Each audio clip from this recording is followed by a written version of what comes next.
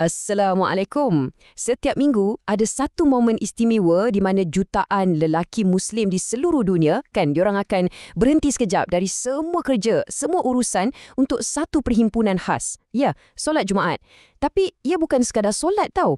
Ia sebenarnya macam nadi komuniti kita, satu perjumpaan yang penuh dengan hikmah. Jom kita bedah siasat topik ni sama-sama. Okey, cuba fikir sekejap. Dalam seminggu, kita ada 7 hari kan?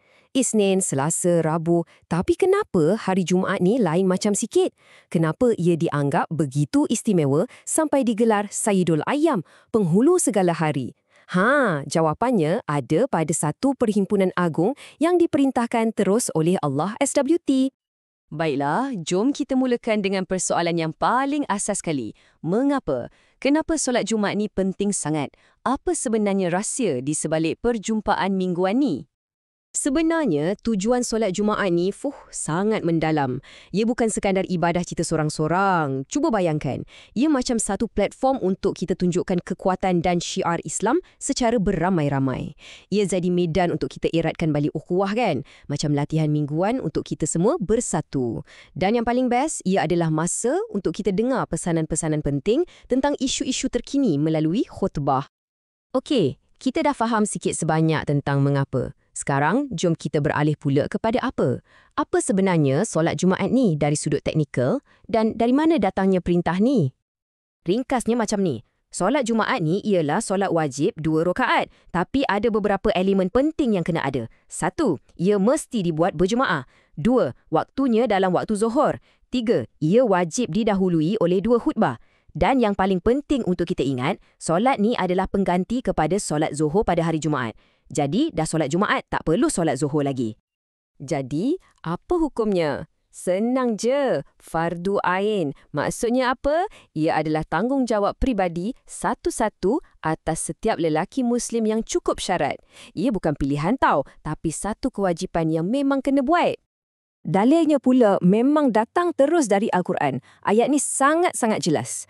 Bila azan Jumaat dah berkumandang, Allah suruh kita tinggalkan semua urusan, terutamanya jual beli dan terus pergi ke masjid. Ini tunjukkan betapa tingginya prioriti yang Allah letakkan pada perhimpunan mingguan ni.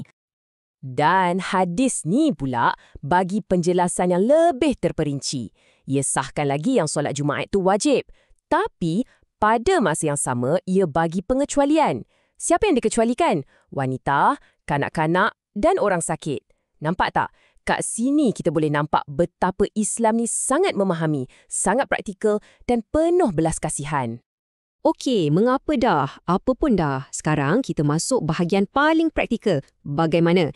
Jom kita tengok siapa sebenarnya yang wajib tunaikan solat Jumaat ni dan apa syarat-syarat yang perlu ada supaya solat kita tu sah dan diterima.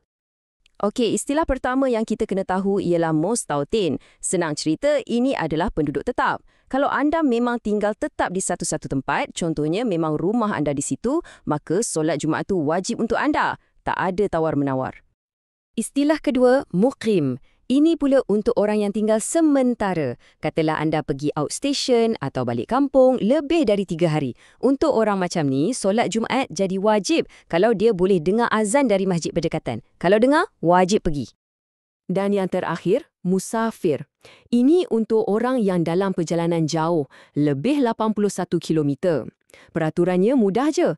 Tengok bila anda mula travel. Kalau anda mula perjalanan tu selepas masuk waktu subuh hari Jumaat, anda tetap kena singgah solat Jumaat dulu sebelum teruskan perjalanan. Okey, kat sini ada 2 benda penting yang kita tak boleh campur aduk. Syarat wajib dan syarat sah. Senang cerita macam ni, syarat wajib ni pasal orang tu. Adakah dia seorang lelaki Muslim, dah balik, sihat? Ini syarat untuk tentukan siapa yang kena pergi solat. Manakala, syarat sah pula, ini pasal solat itu sendiri.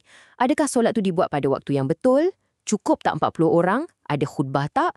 Dua-dua set syarat ni mesti dipenuhi. Sekarang, jom kita bercakap pasal jantung kepada solat Jumaat itu sendiri, iaitu khutbah. Khutbah ni bukan syarahan biasa tau. Ia ada rukun dan peraturan dia yang tersendiri.